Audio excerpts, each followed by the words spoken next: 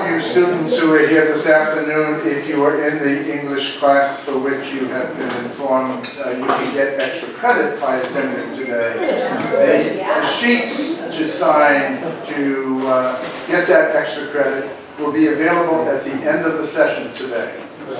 And no, students are not.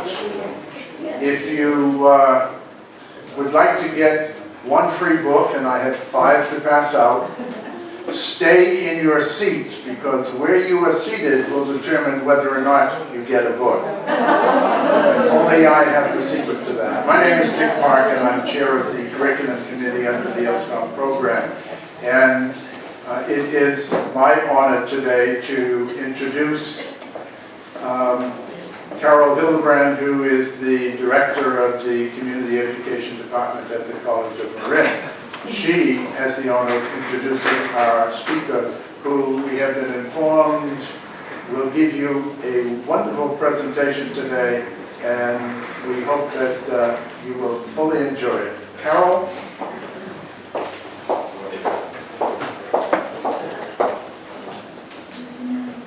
Good afternoon, everyone. Carol Hildebrand, as Dick mentioned, I'm the Director of Community Education, Lifelong Learning, and International Education here at College of Marin.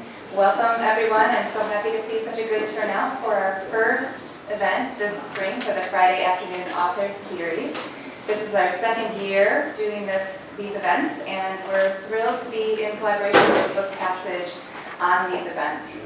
Before we get to introducing our featured author today, I'd like to just begin with a few thank yous and give you a little bit of context, a little more context on this event. So first, I'd like to thank the Hattie Fund. The Hattie Fund is our funds that came through an anonymous donation to College of Marin. And these funds are directly being used to provide this event today, to pay for the expenses of getting the authors here, some of the books that will be donated to the College of Marin, some of the publicity. We couldn't do it without the Hattie Fund, and we're very grateful for that support. I would also very much like to thank Book Passage. In collaboration with Book Passage, for this being the second year, we have been able to select engaging and compelling authors to come here to College of Marin. Many of these authors, we also have a second author in the audience with us today, Melissa Sistaro, who will be our second author at the next author series. But these are authors, Melissa and Joshua, who it's not easy to get folks who are as established as they are to come out and speak, and we feel just grateful that they're here today with us to share with us and to really bring our college together from many different segments to offer this as a free event.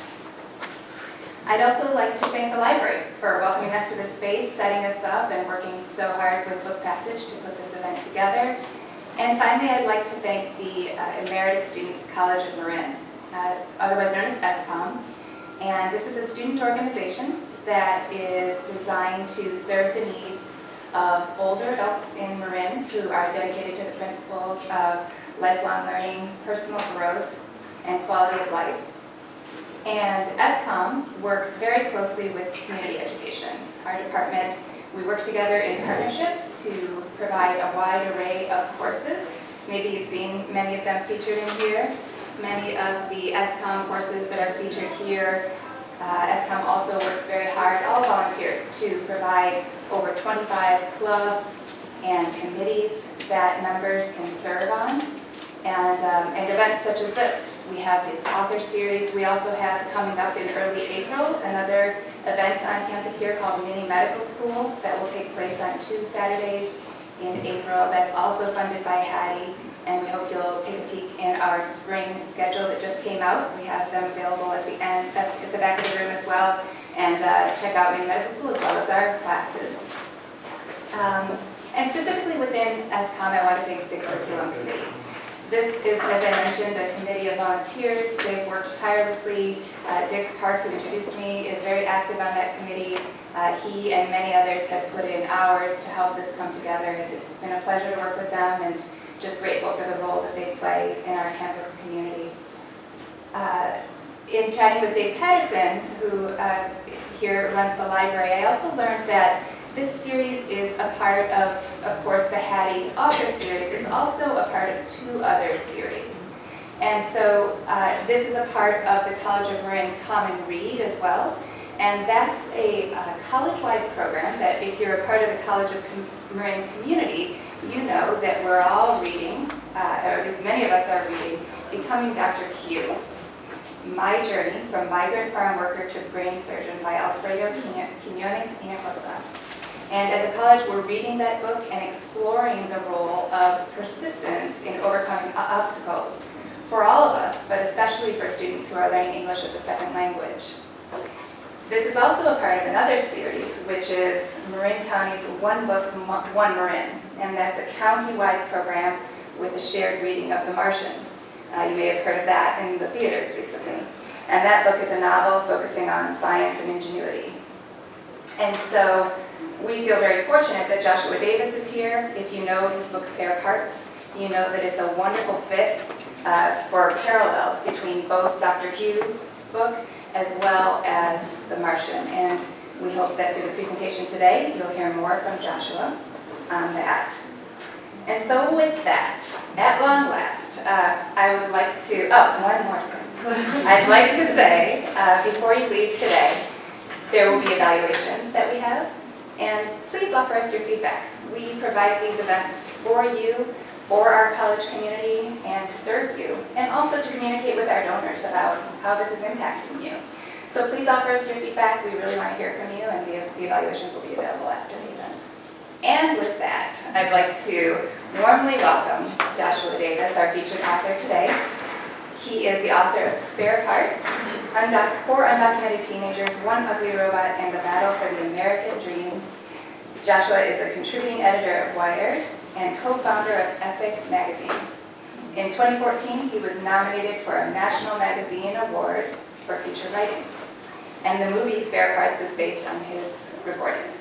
He lives just down the road in San Francisco, and we are thrilled to have him here today with us. Welcome, Joshua.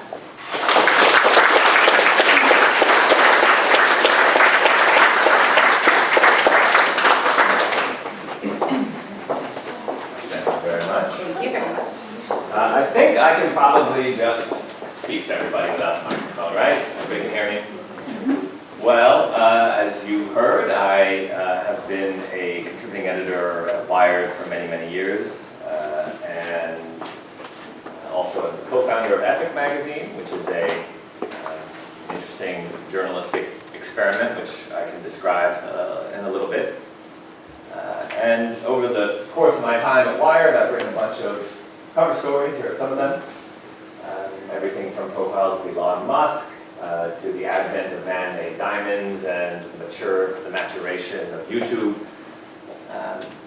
But I guess what I want to give you an overview of here is a little bit of how I came to the story of Spare Parts. How many people have read the book or seen the movie or seen the documentary? So, some of you guys. So I'll describe, I guess, a little bit of the story, talk about maybe some of the themes and implications of the story. And then I'll back out to talk a little bit about journalism and what journalism can or cannot do. So I guess the place to start is how I found this story. So this is a story, just in a nutshell, for those of you who aren't familiar with it. It's about 4 young men who were all born in Mexico, who came across the border when they were very young. Their parents brought them over. They were undocumented. And they attended a school in West Phoenix called Carl Hayden Community High School, which traditionally has not been viewed as a great neighborhood. I believe, if I recall the number correctly, I think it's something in the vicinity of 70% of the student body receives free and reduced lunch. So that correlates roughly to 70% at or below the poverty line. And so this is a school where, in some respects, expectations are not high. And yet, these 4 students decided, with the help of the mentorship of 2 teachers, to build an underwater robot out of nothing. They had almost no budget. They had never done it before. They really had no idea what they were doing, and they had no business doing it. And yet they built this robot and decided to enter the National Underwater Robotics Competition. Again, having no business entering such an event. And they went up against the best collegiate teams in the country as high schoolers.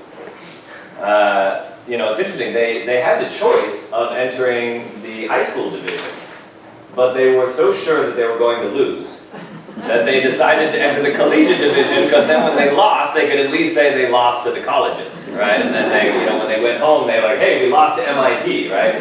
There's no shame in that.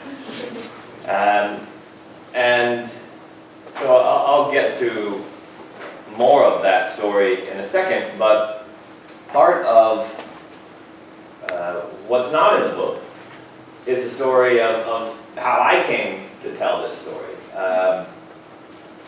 The teachers had tried to get attention for this. They had sent a press release out to hundreds of journalists all over the country, and none of the journalists responded. I was the only one. And so, let me maybe explain a little bit of the background about why I responded, and even then it was a little bit tenuous for me. I almost deleted the email. But so, you know, I was, at the time that the events of this story occurred, which is 2004, I, from outside appearances, was an established national magazine reporter. But the truth is that I never intended to do that.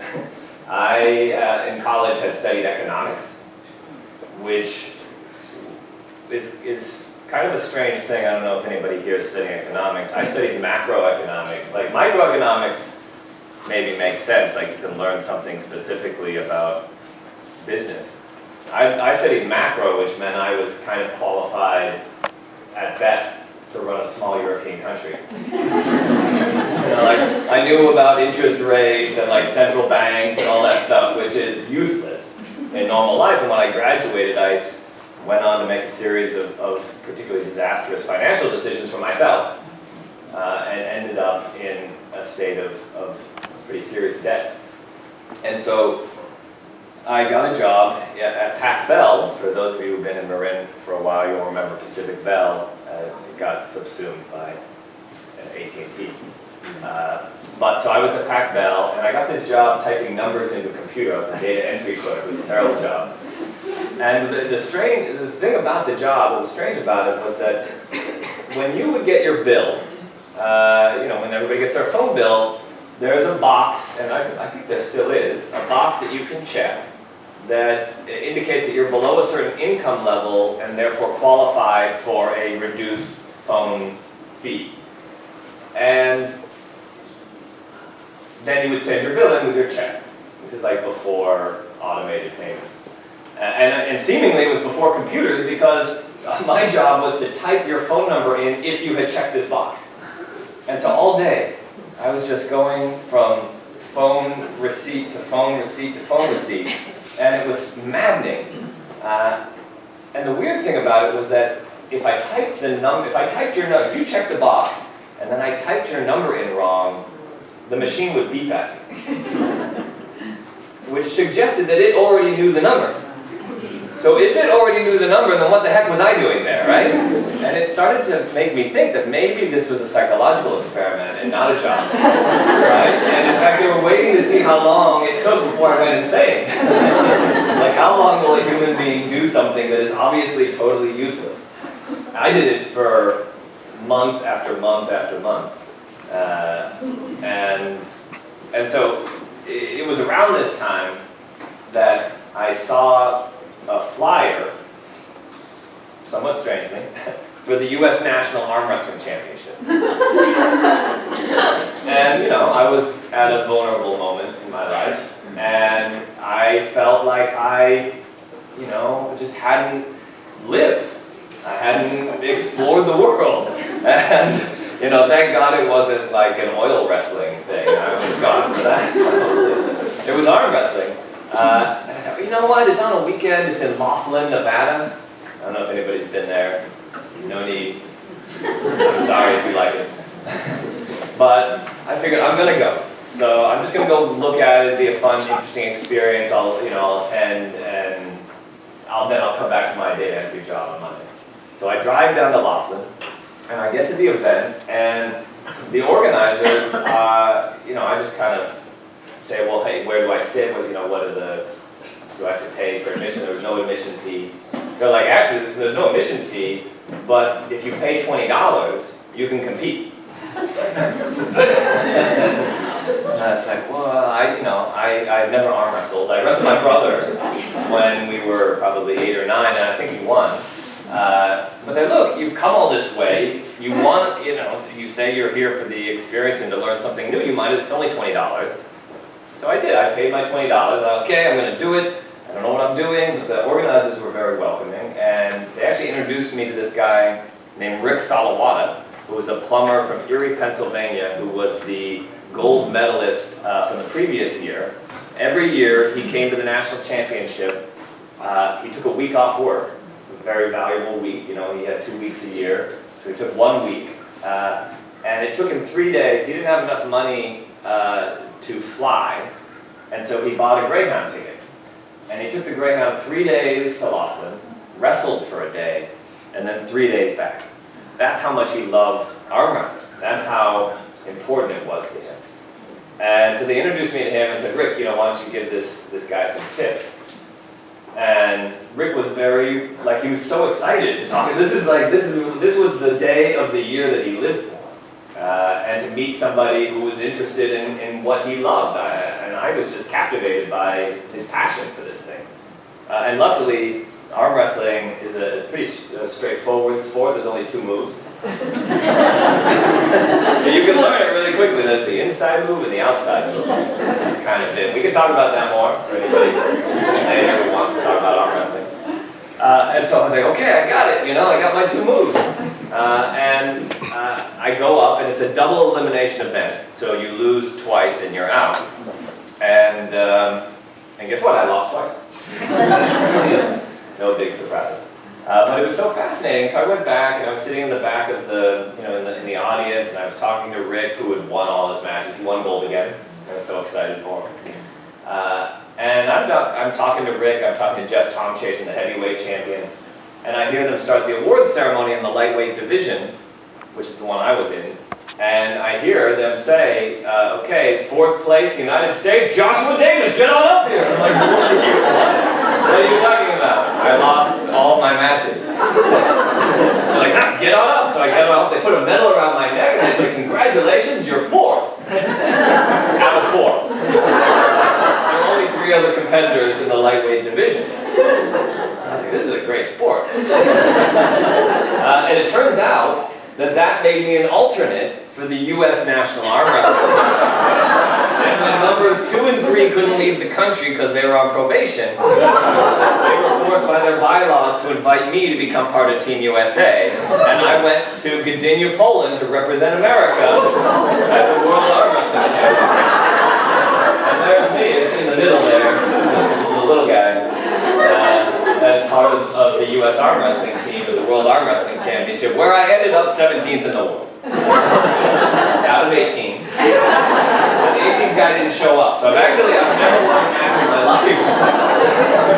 But I am 17th in the world and 4th in the United States for that year in the lightweight division, with my right arm. Yeah, I only qualify with my right arm. I only wrestle, but you can wrestle both arms, but if you do, then you can't really bulk up on one side or the other because you want to stay in your weight division. And so I decided to just go with my right arm, and then I got huge with my right arm, and I emaciated my left arm. I was like lopsided for about a year and a half. Anyway, so that was kind of transformative for me. I was like, forget data entry, I'm gonna find interesting stories and go, meet people who are, passionate about things. And I had a neighbor in North Beach, where I was living at the time, who, in the apartment building, he was a magazine editor at Wired, in fact. And we were just talking in the hallway one day. I think I was about to go to Gdynia, to go to Poland. It's like, well, that sounds like a magazine story. Well, how do you do that? I know that I never thought about magazine writing. I read magazines, but I didn't think about the process of that. It turns out it's a pretty low barrier to entry. You get an email of an editor and you write like a 1 or 2 paragraph summary of whatever it is, whatever story you want to tell, and if they like it, and they think you can write it, then they buy it. And sometimes even if they don't think you can write it, they buy it. And then they rewrite it. Anyway, so I sent it to a bunch of places, this like 2 paragraph summary of my experience, and Maxim, of all silly places, bought it. And all of a sudden, I was like, oh, I made money traveling around the world and having experience and learning about things that I'm genuinely interested in. And this was like 02, roughly. Yeah, basically 2002. And so I started trying to write more and try to have more of these, do more of these kind of investigations of worlds that maybe people overlook, like arm wrestling. And in the run-up to the war in 03, I went to the editors of Wired, where I'd been writing small stuff for the magazine. And I said to them, hey, look, I'm interested in another kind of overlooked group, the Signal Brigade. So, going way back, military units have people who are in charge of communications, of course. And the Signal Brigade, back in the day, used to be the guys who run up on the tallest hill and put up a giant antenna, which made them one of the, it made it one of the most dangerous jobs in the military. You're basically putting a big target and waving it around, and that was the job. And so I was interested in, like, what does the Signal Brigade look like now at the dawn of the digital age? How does warfare change? How does warfare change when the battlefield is networked? And this was the first war of the digital era, and so that seemed like something that was worth looking at. And of course, Wired was going to cover this, because being the kind of the magazine of record of the digital era, this would be something that they would be all over. And so I said, look, why don't you let me just write a side column on your coverage? I know you've got a group of journalists covering the war. And they said, actually, we don't have anybody covering the war. We don't have anybody. This is the biggest event of the decade. You gotta do it. Why don't you send me? And they said, well, what are your qualifications? I said, well, I'm 4th place in the United States with my right arm. I'm 17th in the world. What more do you need? Because I didn't have any qualifications. But they didn't have anybody else, and so they sent me. And I ended up in Iraq as a war correspondent. And when I came back from the war, they put me on staff. And so suddenly, at that point, in between 03 and 04, I'd gone from a small-scale arm wrestler to now a national magazine reporter and war correspondent, pretty unintentionally. It certainly wasn't this master plan. It was just like, yeah, this is something I'm interested in, and following that, which is something, for the students who are here, I think that there's a sense when you look at adults who are deep into their career that they have plotted it all out very specifically. And I don't think that that's always the case, and it certainly wasn't the case for me.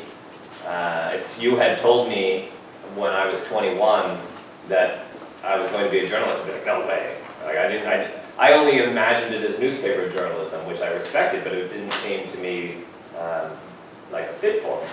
Anyway, so here I was as a journalist, and so I started getting press releases from all sorts of people.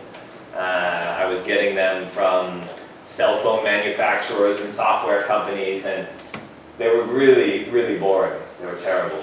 It's like one of the downsides of being a journalist. You just get flooded with like stupid stuff. And so you just get, this before spam filters, just praying delete all the time.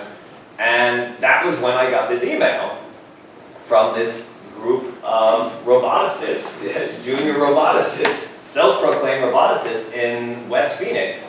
And it was a note from them saying that it was very hard to read, first of all. The first thing I noticed was that it was very much It was very different than any other press release I'd gotten because it was full of typos. There was misspellings. It had like line breaks. There would be a sentence and it would be one word on a line and then a line break and then 20 words and then 3 words. And I was like, what is this? And something about high school that has had some kind of success building underwater. I don't know. And so I didn't delete it at first, but I didn't do anything about it. I sat on it for about a month. I got it in October of 2004. And it wasn't, I don't think, until December that I couldn't forget about it, so I called. There was a number. And I called the school, and I got through to Freddie Lashvardi, who was one of the 2 teachers who had sponsored the team. And Freddie was like, oh my God, somebody called. And he said that I think he had sent it out to over 200 journalists. And there was one local guy who had done a local piece on public television. But then there was just deafening silence for the rest of the country. And so he's like, oh my God, are you a real journalist? I was like, I think I am. And he explained the story that Carl Hayden, as I mentioned at the beginning, is this school that has a bad rap. It's not actually the case that it's unknown. It's actually pretty well known to residents of Phoenix. It's known as the school where there are fights. And the reason that it's known is because when there is a fight, the news crews show up. And Freddie was explaining this to me. He said, we get news crews here a handful of times every year, and it's because something's gone wrong, and the crews show up and they set up their cameras, and the guy says, here we are at Carl Hayden again, right? He doesn't say again, but the tone of voice is a little bit of like, here's a story that that we're getting used to hearing now. And Freddie was very upset by that. He felt like they were only conveying one specific story about a broad group of people. And as a result of communicating that one story to the city at large, let alone the state or the country, that people were forming impressions, naturally, right? If you turn on the TV, and the only thing you ever see is that there's a fight at Carl Hayden, you're going to be like, bro, those criminals, right? That's your reaction, because that's what you're being told. And Freddie was like, no, that's not accurate. There are an extraordinary group of talented kids here who are doing amazing things, like building robots. And so he actually had convinced his robotics team when the news crew showed up to document a fight on one particular occasion, they drove one of their land-based robots out to the cameraman. and started like driving circles around and like, hey, pay attention, like there's something interesting going on here. And he was focused, like talking about the fight, and eventually they drove it into his foot to try to get him to pay attention, and went up to him and said, why don't you finish doing whatever you're doing, but can we tell you about our robot? And he's like, that's not the story I was sent here to tell. And when Freddie told me that, I was like, okay. I'll come. And I got on a plane in January of '05, and this is what I found. The ugliest robot you can imagine. I just took like 3 days out of my week to come look at this. It's made out of PVC pipe and garbage, literally garbage. On the lower right corner you can see some of the garbage. It did not impress me. They named the robot Stinky because it smelled so bad when they glued it together. They had built this thing that, to the untrained eye, my untrained eye, it looks like nothing. But as I started to talk to them, it was a little bit like talking to Rick Salawada. Because you think, okay, arm wrestling, simple, like 2 moves, right? How complicated could it be? Rick Salawada devoted his life to it. He could tell you like the smallest nuance about what happens when you ripple your finger that way, or what happens when you put some back pressure on, right? There are worlds within worlds for people who are passionate about it. And that's actually where I think mastery comes from, and that's where New Horizons come from. And this was something like that. This is the inside of this robot. It has an extraordinarily complex brain, an extraordinarily complex construction, that in fact, the PVC piping that it's built with was not just a decision based on the fact that they had no budget and PVC pipe is cheap, but also, the competitors wouldn't necessarily consider it almost because it was cheap, right? The competitors were like, we need the most expensive, the fanciest, the highest tech materials we can possibly buy. These guys said, they probably would have made the same mistake had they had the money. Given that they didn't have the money, they had to figure out, okay, what can we do with what we have? And they said, well, PVC pipe, when you glue it together, traps a certain amount of air and therefore provides a certain amount of buoyancy that allows the robot to float, which is something that you want, and then you put weights on it to allow it to sink. You need a robot that floats, otherwise you're never going to get it back to the surface. And it can also be watertight, and it's also very durable. So it has all these things that actually recommend it as a material to build a robot. So I started to pay more attention to what these guys were talking about. And in particular, I started paying attention to the team that had built it.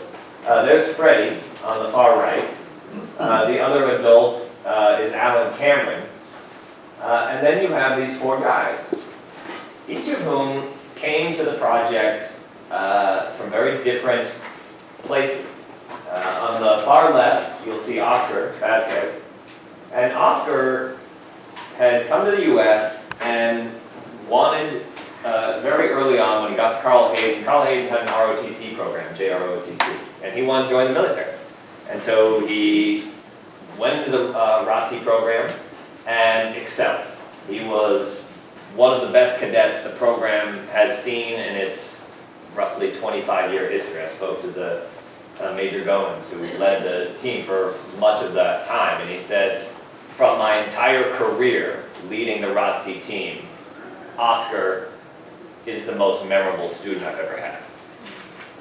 This is a guy who just excels. He was Cadet of the Year. He was the leader of the adventure, basically they call it the adventure team, and they went around climbing ropes and scaling mountains and doing, really pretty aggressive explorations. The problem that Oscar discovered when he was a junior was that because of his Mexican citizenship, he couldn't actually enlist in the US military. And when he found that out, the 3 years of work that he had put into becoming the Cadet of the Year and the top student that the program had ever seen was all for naught. And in fact, he knew to some extent that this would be a problem, but he felt that if he was the best, if he became Cadet of the Year, if he became the best cadet the program had ever seen, he could overcome those problems. And yet he wasn't able to. And so when senior year came along and he couldn't enlist in the military, he went looking for another team to lead. And these two teachers had announced that they were going to form this after-school robotics program, and Oscar said, sign me up, I'm looking for a new team. On the far right, the kid on the far right is Christian Arcigos. And Christian was the school's resident nerd at the time. He was the top student in the school. He had grown up taking apart any kind of electronics he could get his hands on, and he had basically dreamed from a young age of finding a robotics team. And so when these two teachers said, guess what, we're forming a robotics team, Christian was right there. To his left, the guy with long hair is Lorenzo Santillan. And Lorenzo had gotten into trouble. He was a member of a gang and had decided that that was not the life that he wanted. He didn't see it ending well for him. And so he had gotten out of the gang and was, again, looking for a group that he could be part of. And he came to the team having worked on cars in his family's driveway for many years. And so he had this intuitive sense of mechanics and how to build things, how to take things apart, how to reassemble them, all doing it with almost no budget and repairing things with no budget. And so he became one of the most instrumental members of the team. On his left, in between Oscar and Lorenzo, the big guy, that's Luis. And they recruited Luis in part because the robot was quite heavy. And they needed somebody to pick it up. Luis didn't really say that much through high school. It took me a long time to get to know him. But he, in many ways, was the kind of bedrock of the team. So this is them. The team gave them all a sense of purpose and a sense of belonging and almost a sense of a future that was positive, which is something that they didn't necessarily have before. I described how they had gone to this robotics competition where they went up against MIT. It was as I said, they thought they were going to lose. And their main task was not to finish last. They were hoping maybe for second to last.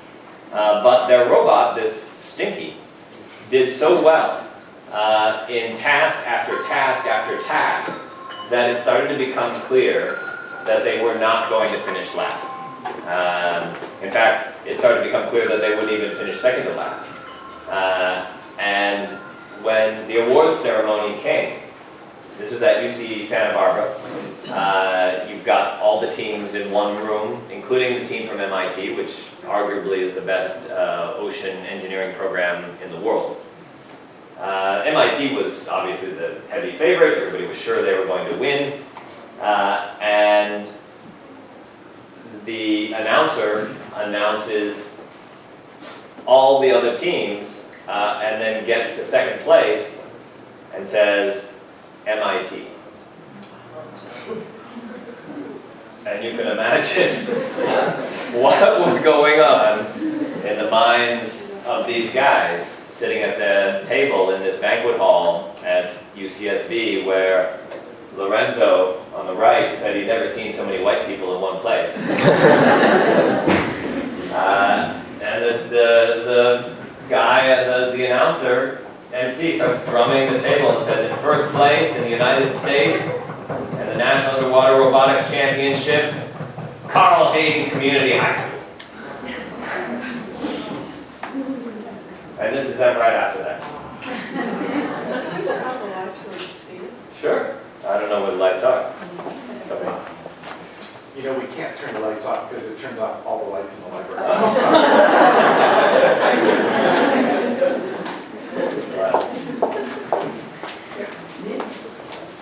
So it was a very emotional moment for these guys that they had proven themselves as high schoolers to be among the best underwater engineers in the country.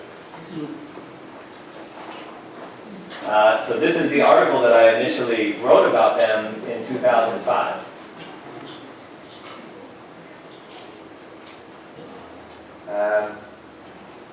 How 4 underdogs from the mean streets of Phoenix took on the best from MIT in the National Underwater Bot Championship.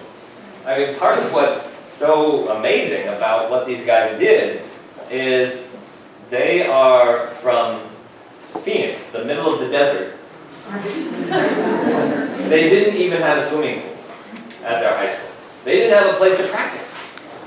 They had to go across town and ask and talk with a scuba training school and ask to borrow the scuba training school's pool. There were so many things against them. And part of, I guess, maybe tying it back to where I started, is part of what resonated for me was that I felt a little bit of kinship in that sense of like putting yourself out there when you probably shouldn't, right? Like I probably shouldn't have gone and arm wrestled, right? I had no justification for doing it, and you know, I think too, even with Rick Salawata, like he goes through his day-to-day life, and people maybe say arm wrestling. What's that? Like, I didn't even know that was a sport, right? Or it's still a sport, like.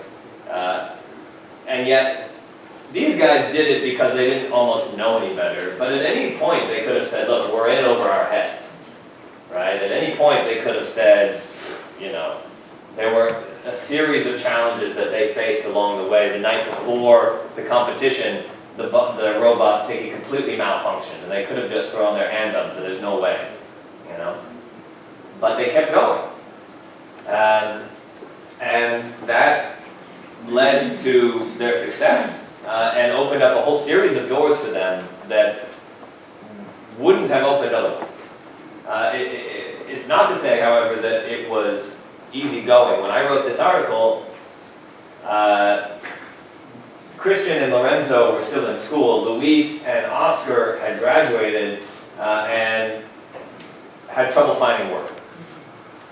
In particular, Oscar, the guy who had been in ROTC, was putting up drywall as a day laborer. And you wouldn't think that a guy who had just beat MIT at the National Underwater Robotics Championship wouldn't be able to continue his education, wouldn't be able to go to college and study mechanical engineering. But he wasn't. He didn't have the money, and he needed work immediately. And so I wrote this article, and something kind of wild happened. You know, I explained where everybody was at that moment. And I started getting emails, and the Wired office started getting letters in the mail with checks.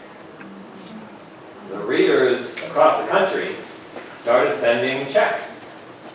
And they ended up donating over $100,000 to send the guys to school. And in the case of Oscar, he was able to go to ASU and study mechanical engineering.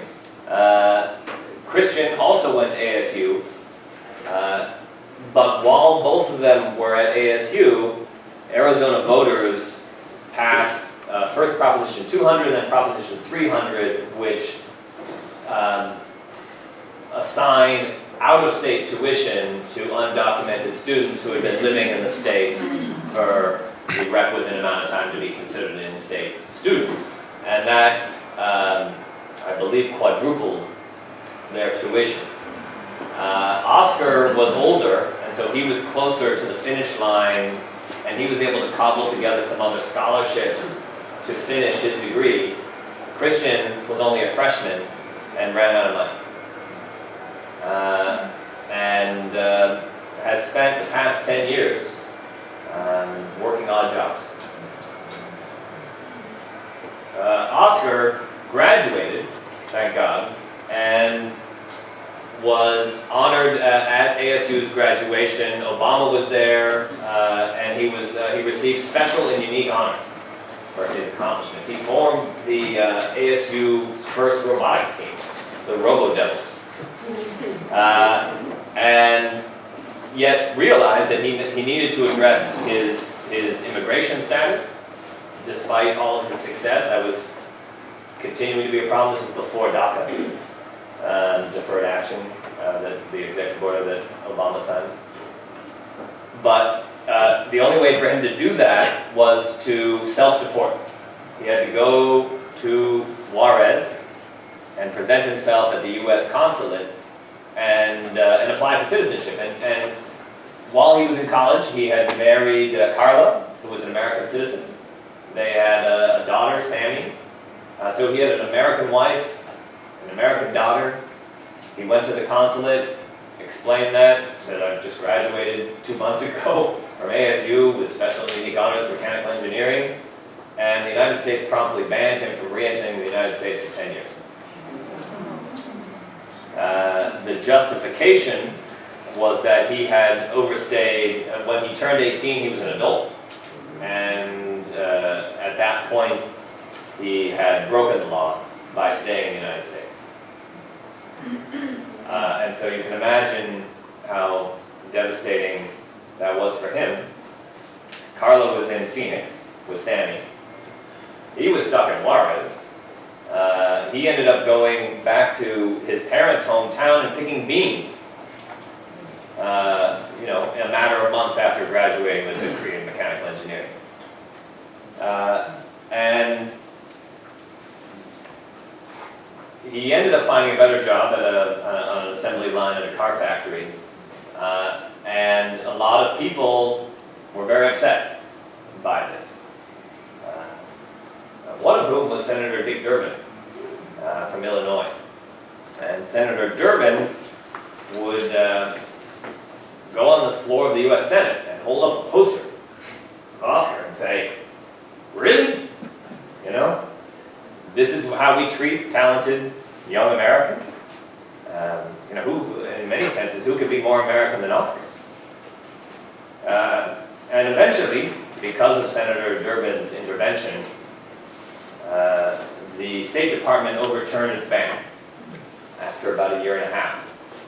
And Oscar came back to the United States, and within a matter of months after his arrival, rather than get a job, which he had a very good job offer for a very nice salary, he enlisted in the U.S. military and fulfilled his dream that he originally had.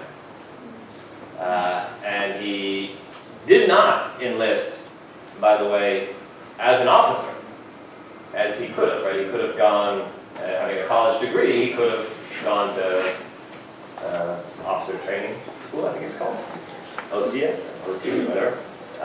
He enlisted as a private because he felt like he couldn't be a leader of people without having walked a mile in their shoes.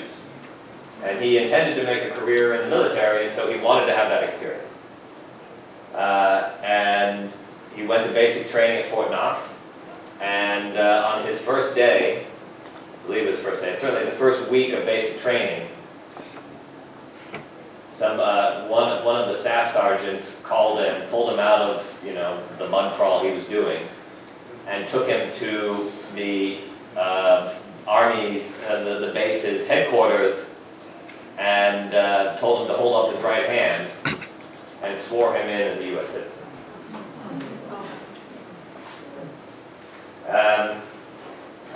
He was deployed to Afghanistan, where he served a tour of duty in combat, and thank God he survived.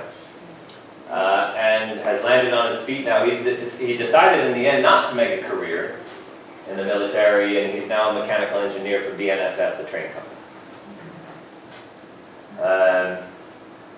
So, you think that, I guess one thing that you can draw from this is this is a guy who never gives up, right? At any step along the way, doors are slamming, and they're slamming pretty hard.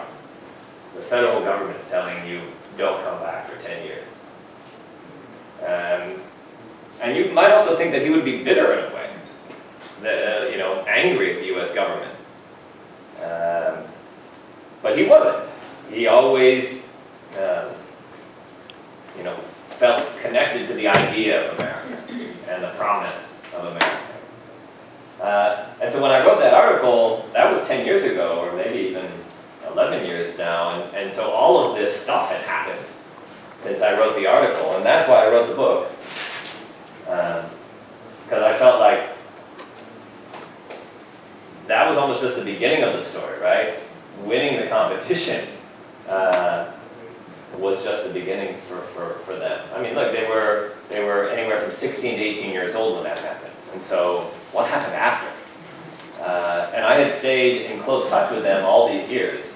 I would go see them every year, or they would come see me. When Oscar came back from Mexico, I went to go see him.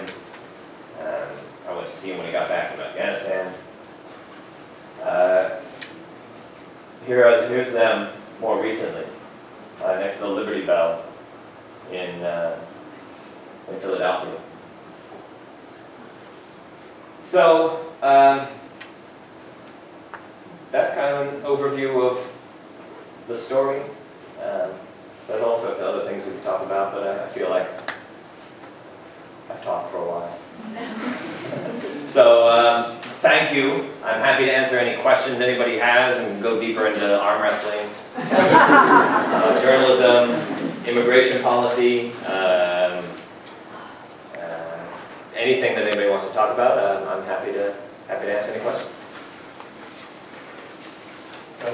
Could you give us a quick review of the other three participants? Sure.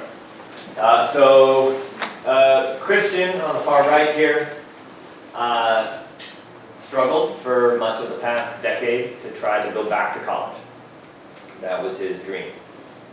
He worked at Home Depot for a little while. For much of the time, he continued to build things. He was always a builder.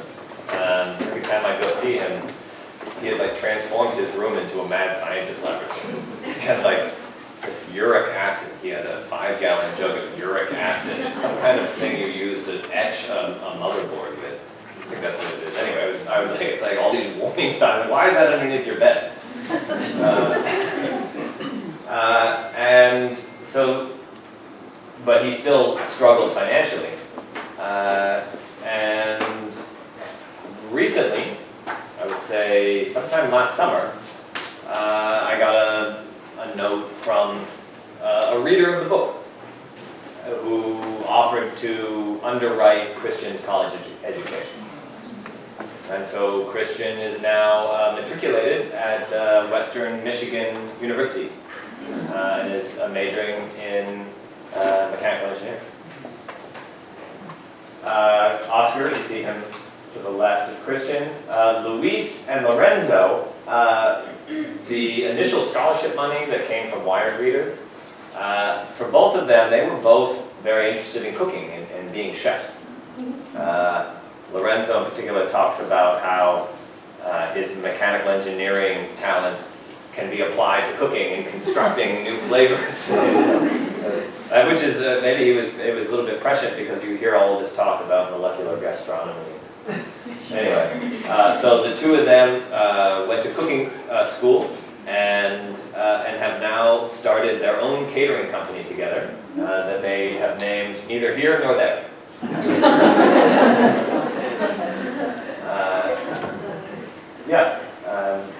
So you know, since then, there was a movie made about them based on the book, which was made by Lionsgate with Marissa Tomei and Jamie Lee Curtis and George Lopez, that came out in January of last year. And you know, I think that there is something to be said about the impact that they have had. We can talk about their lives specifically, but I think that there's also another impact to talk about, which is the impact that they've had on Carl Hayden, which has been significant. On the state of Arizona, which is tough to say because there's been a lot of anti-immigrant backlash. May or may not be attributable to their prominence, but certainly on the national level. You know, on the Senate floor, Oscar is literally the poster boy of the campaign to try to bring about immigration reform. And I think that you could make the case for the success of the Dreamer movement being in some way tied to the story of these guys. Anybody else have a question? Yeah. Has the school grown since they left? It became more well-known? Yeah. Enrollment-wise, I'm not sure. That's a good question. But what I will say is that the robotics team has grown substantially. These guys kicked off something that has had a very substantial impact on West Phoenix and the students who attend Carl Hayden. Freddie and Alan deserve a lot of the credit. We haven't really talked that much about them, the two teachers who have guided the teams. But like, there was a sense when I wrote this article, it was like, okay, it was a fluke, right? They got lucky. Or maybe, they had 4 smart kids, right? They beat MIT the next year. And they went on to win almost every competitive robotics championship you can imagine across the country. Not these 4 kids, the program. These guys graduated. The legacy that they left, the expectation that they left, that I think maybe had been missing before, that this wasn't even possible, that this wasn't something that I could see myself doing, Now it was like, it's possible. The other lasting legacy of the program is maybe more attributable to the teachers who, Alan has 3 daughters, and obviously he was thrilled about the success of the team, but he also didn't want it to be an all boys endeavor. And so he and Freddie, a year, I want to say like 3 years after, so like 07, what the memory I have, they formed an all-girls team, all-girls robotics team, and entered that team in all of the robotics competitions. And the results of that were very interesting because previously they were observing that women would come in and not necessarily feel not necessarily welcomed or not so sure of their role on the team. And the reason for forming the all-girls team was to let the women form their own culture, form their own sense of their abilities. And after that 1 year and the success that those girls had, Freddie and Alan disbanded the team and put the teams back together again. And now the women took on leadership roles throughout the team. And the team is now more than 50% women. And they have graduated so many female engineers and sent so many female engineers to colleges across the country that the joke is that if you meet a female engineer anywhere in the country who's from Arizona, you ask her what year she graduated from Carl Hayden. The robotics team has, in the years since this victory, received more scholarships for college than all of the athletic programs at Carl Hayden combined.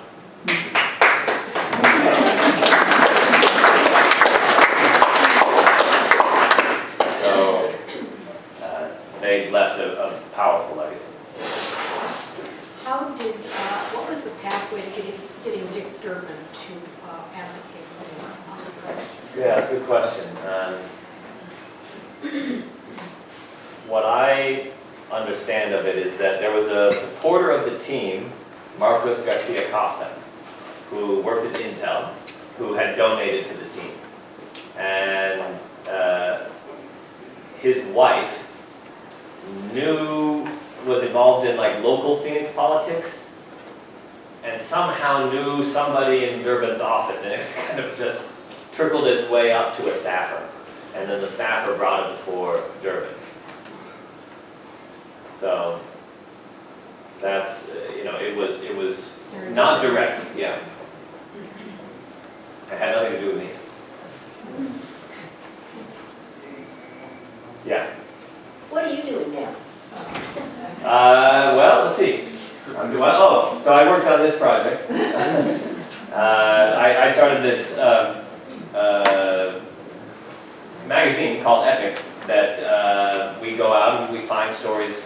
have been overlooked and are worth telling. And so me and my co-founder, Josh Behrman, he found this story about the Iranian hostage crisis, the CIA's effort, and we were able to turn it into this movie. And so we formed EPIC, this project that we try to like steer away from the current pressure in journalism to publish more. We see that a lot in general with all these sites, BuzzFeed and Huffington Post. It's just like, if you don't publish 30 articles a day, you're not in it, right? But that volume of publishing and that volume of effort, or that volume of stories is not conducive to doing what I like to do and what we like to do at Ethics, which is go hang out with people and, you know, spend time with Rick Salawata and understand why he loves it. You know, like, that's to me what all is meaning. And I believe that there's an audience for whom that is meaningful as well. And so EPIC seeks to publish 6 stories a year. Whereas other people publish 6 a day, we look to do 6 a year. So that's what I'm doing. Any other questions? Stay seated. Okay. Be seated so that you can autograph it. Well, thank you all, and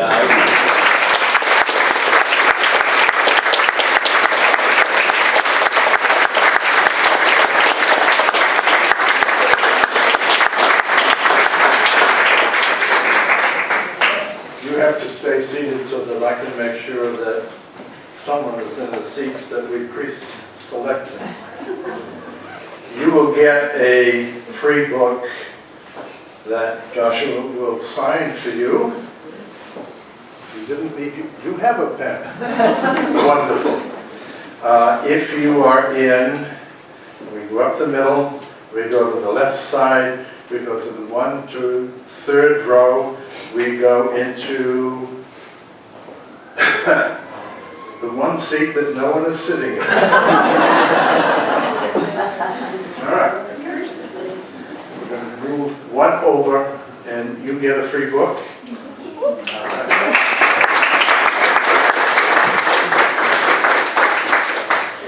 We turn over to this side, and we go up to row 2.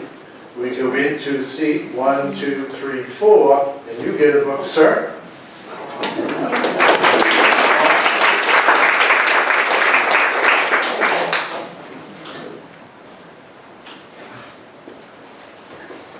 We go back to the left side. We go to row 1, and there's only one person sitting there, so you get a book.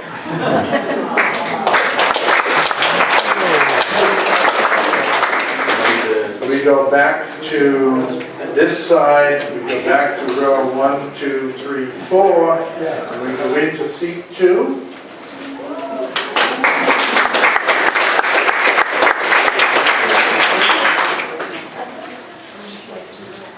And lo and behold, we jump all the way over to the top chairs and we go to seat 1, 2, 3. Would you come up?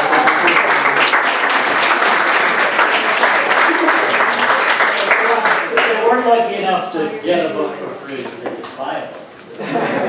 We now have books back there to sell? Yes, you do. Okay, so if you would like to buy the book, Sam Barry is at the back of the room. He's walking down the aisle Got now. that one right there. You can get this book. And if you purchase the book, Joshua will be here for a little while longer to sign the book if you would like for that to happen. I would remind the students that before you leave, if you have not already gotten your sheet signed for extra credit for your class, you can do that at the back of the room. And also, we would like everyone, before you leave, I believe you will find some sheets being passed out at the moment. Give us a quick evaluation of how this event went for you and any thoughts that you might have for upcoming programs. We would really appreciate it, and the donor of the Heading Fund would also appreciate it. Thank you all very much for coming. We look forward to seeing you next month. Same last Friday of the month, same time, 1 o'clock. Thank you.